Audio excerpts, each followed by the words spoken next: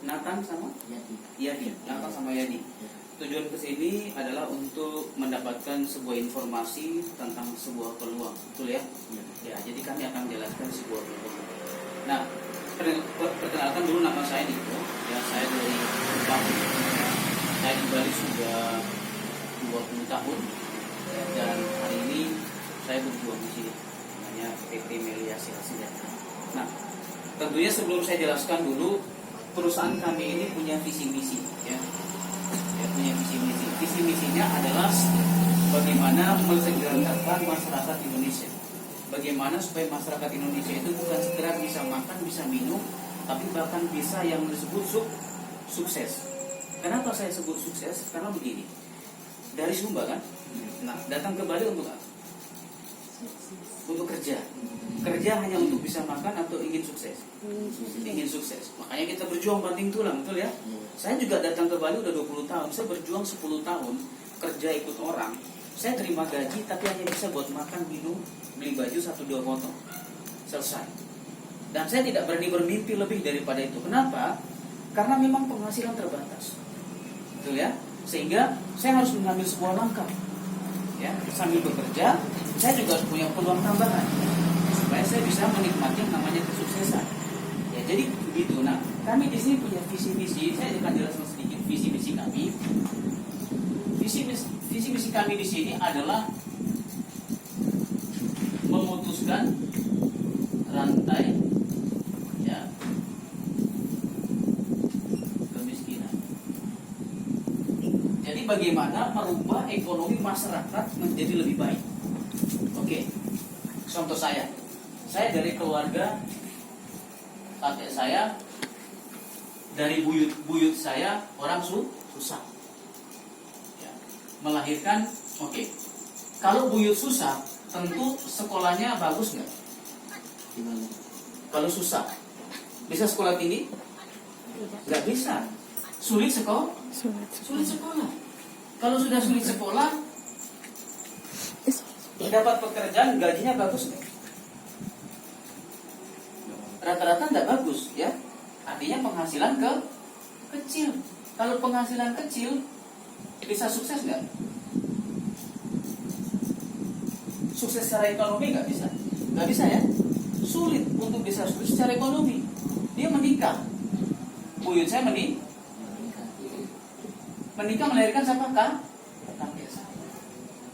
Ya kan?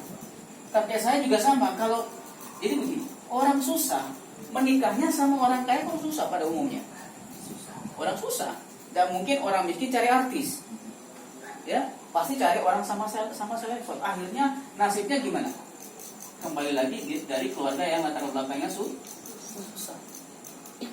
Buyut saya susah, muter lagi ke kakek saya. Ya toh? Kakek saya juga susah, muter lagi ke bapak saya. Bapak saya susah, muter lagi ke saya. Nah, sekarang saya posisi di sini. Tugas saya adalah bagaimana bisa memutuskan rantai kemiskinan ini. Paham ya? Saat ini kalian datang ke Bali berjuang untuk memutuskan rantai ini. Pertanyaannya sudah bisa nggak diputuskan saat ini? Apakah sudah mau putus? Pak, ini kelihatan rantai tinggal sedikit kita putus. Ini saya gaji 10 juta, 15 juta, 20 juta, sebentar lagi sih putus ini rantai kemiskinan. Apakah sudah seperti itu belum? Belum ya. Kita masih berjuang, kalau gaji masih 2-3 juta itu belum bisa memutuskan rantai ini. Paham ya? Jadi ini tujuan kita datang ke Bali, memutuskan rantai kemiskinan. Nah, oke. Pak, pada umumnya orang memutuskan rantai kemiskinan saat ini yang dipakai cara adalah hampir semua masyarakat, hampir semua orang pakai cara satu. Adalah apa? Sekolah. Tujuan sekolah adalah apa? Supaya bisa. Nah ini. Oke. Sekolah. Sekolah dari apa? TK. TK apa? SD. TK berapa tahun? 2. SD berapa tahun? 6. SMP? 3. SMA? 3. S1? 4. S2? S3? Dan STL. Ya. Artinya apa? Ini membutuhkan waktu berapa lama? Banyak, Pak. Banyak. Berapa nih? 2 tambah 6 berapa? 8. 8 tambah 3 11. 11 tambah 3 berapa? 14. 14 lah. 14 tahun. 14 tahun belum lagi kalau S1 tambah 4 berapa? 18 tahun. Membutuhkan waktu 18 tahun untuk bisa S1. Pertanyaan saya, bayar nggak? Bayar ya? Banyak nggak? Banyak. Setelah tamat dapat apa? Ijazah, ya. Ini yang orang cari, betul ya? Setelah dapat ijazah ngapain? Langsung dapat gaji? Ijazah dibawa ke perusahaan. Melamarlah dia di PT Maju Mundur atau PT Maju Jaya, ya, atau Tekun Jaya. Kita tekun ya, ada yang jaya, betul ya? Nah, kalau ijazah kita, oke, di sebuah perusahaan tentu ada tingkatan-tingkatan, ada jabatan, ada apa? GM, ada manajer, supervisor, dan ada staf biasa. Nah, kalau ijazah kita sekarang saya tanya nih, tamat apa? SMA. Di sini berarti ya. Kalau ijazah SMA bawa ke perusahaan, lamar boleh jadi GM nggak? Bisa. Manajer? Nggak bisa juga. Supervisor? Nggak bisa juga. Kenapa? Di sini. Mau tidak mau jadi staf biasa. Kenapa jadi staf biasa? Karena ini butuh ijazah itu minimal S1 ke atas. Terus juga punya pengalaman. Baru kertas masih bau kertas ya. Ijazah bau kertas langsung bawa, Pak, saya melamar jadi GM. Baru tamat kemarin, Pak. Apa dibilang sama pemilik perusahaan? Kamu mau pilih saya tendang pakai kaki kiri atau kaki kanan ya? Ya. Ada nggak bisa, akhirnya kita jadi staf biasa. Nah, pertanyaan saya, GM butuh berapa orang? Manajer berapa orang? Ya katakanlah bisa 5 orang. Supervisor mungkin aja 10 orang, ya. Tergantung perusahaannya, ya. Ini 1, GM nggak mungkin 2, pasti 1. Yang kedua manajer berapa? Manajer ini ya katakanlah mungkin 4 atau 5. Supervisor mungkin 10, ya toh?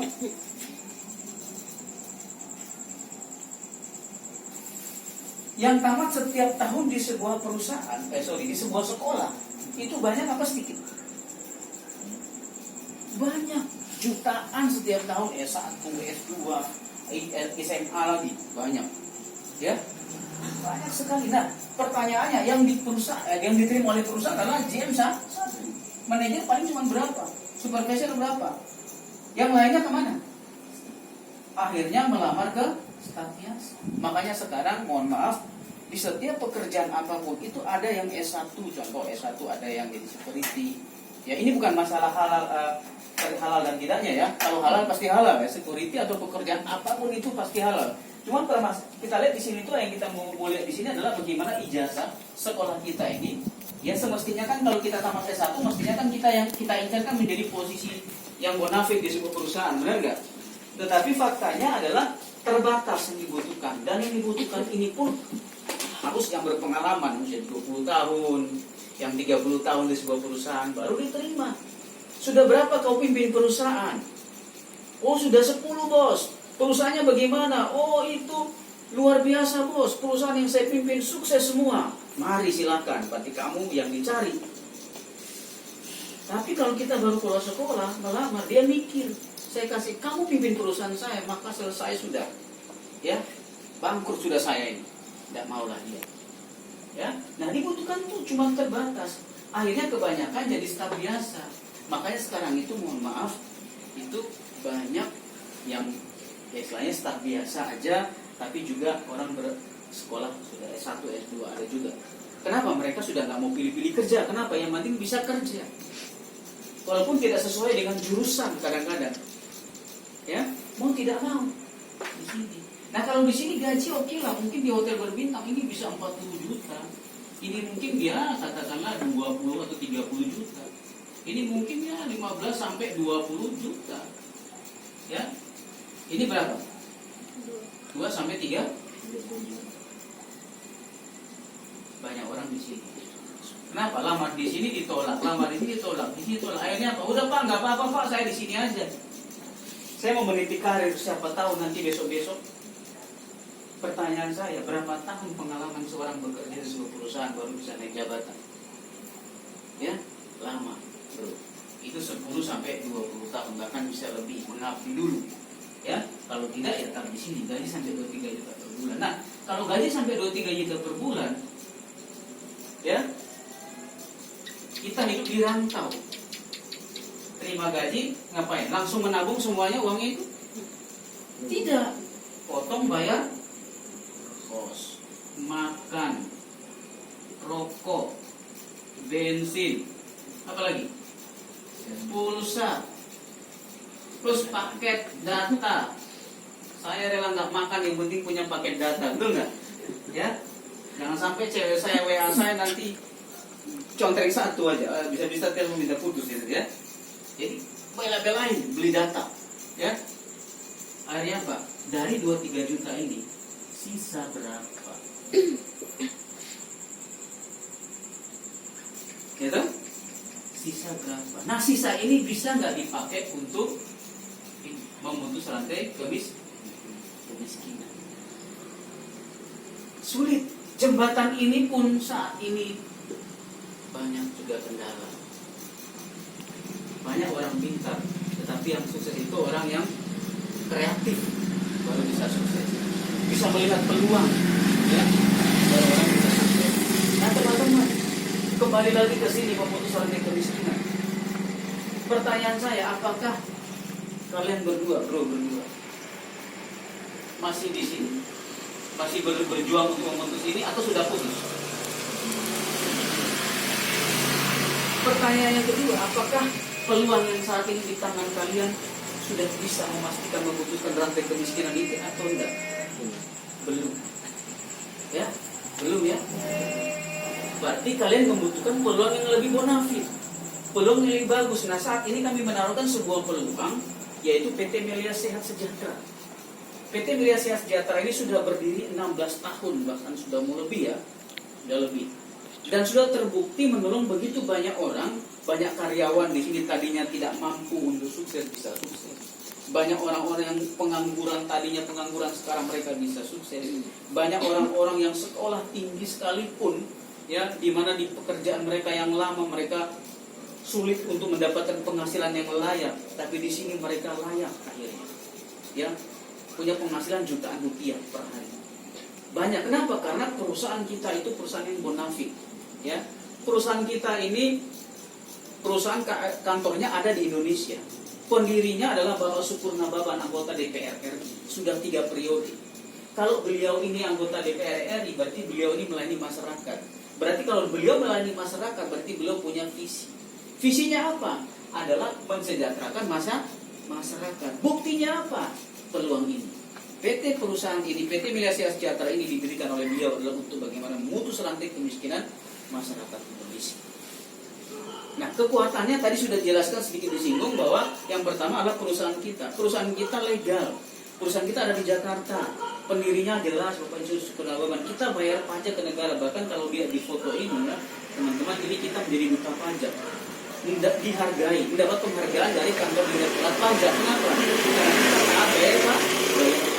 Dan pajak kita tidak sedikit. Pajaknya besar banget. Jadi kita berkontribusi kepada negara. Jadi kita aman. Kalau kita bergabung di sini, kita aman. Izin lengkap, ada SIUPLT, surat izin usaha penjualan langsung, kayak SIM begitu. Jadi kalau kita sudah gabung di sini, aman. Ya, itu yang pertama. Yang kedua adalah kita punya produk. Jadi kekuatan kita yang pertama sekali lagi adalah perusahaan kita legal. Kekuatan kita yang kedua adalah produk. Produk kita itu bukan produk main-main. Produk kita itu sudah terbukti selama 16 tahun menolong masyarakat. Kita memang bergerak di produk kesehatan. Ya. Kita di produk kesehatan. Kenapa kesehatan? Karena kesehatan ini, kalau kesehatan kita bermasalah, terancam nyawa kita, benar nggak? Terancam jiwa kita. Ya kalau jiwa kita terancam, mau kaya, mau miskin, mau ganteng, mau artis, mau bukan, itu sama aja, selesai. Tuh ya. Sehingga produk kita ini sudah terbukti mereka menolong begitu banyak masyarakat. Ya, sehingga mereka banyak. Saya sudah 9 tahun bekerja di sini, berjuang di sini, dan sudah banyak yang kami tolong. Dan mereka berterima kasih. Kenapa? Karena terima kasih Pak, sudah bantu. Ya, tadi maunya operasi tidak jadi operasi. Terima kasih Pak. Pak sudah jadi malaikat penolong buat saya. Kalau tanpa informasi dari Bapak, mungkin kami nggak bisa seperti ini. Mungkin kami sudah gimana lah. Ya. Jadi produk kita berkualitas. Yang pertama itu adalah namanya propolis. Ya. Propolis itu dari liur lebah. Ini botolnya. Ya. Dari liur lebah. Ilernya lebah. Jadi lebah itu terbang kemana-mana, mengambil getah dari daun-daun muda, terutama daun poplar. Ya, dia balik lagi ke sarangnya, dia melumuri sarangnya. Jadi sudah campur dengan liurnya. Ya, lumuri sarangnya dan akhirnya sarang itu bisa terbebas atau tersteril, ya, steril dari virus bakteri jamur, sehingga sarang lebah itu kita nggak pernah mendapati busuk atau rusak, betul nggak? Madu itu sehat, betul ya, tidak ada virus di madu. Kenapa? Karena dilindungi oleh propolis. Jadi kalau kita konsumsi, ini akan menjadi antivirus bakteri jamur kita. Sehingga apapun jenis virus yang di dalam tubuh kita, mau virus pendatang baru, mau virus yang sudah lama, mau virus yang sudah veteran, semua dibabat. Mau corona, mau COVID-1 sampai 18, 19, 20, berapapun nanti itu dilipas ya. Makanya ini antivirus bakteri jamur. Ya, segala jenis virus anti. Jadi kalau kita minum, segala virus itu didetoksifikasi, dikeluarkan. Ya. Nah, itu yang pertama, propolis. Yang kedua adalah Melia biang. Melia biang ini adalah ramuan alami dari susu awal sapi. Dia berfungsi untuk regenerasi sel supaya sel kita itu baru lagi. Banyak sel-sel kita rusak. Kalau kita sering sakit, sekali kita sakit saja, itu banyak sel kita yang rusak.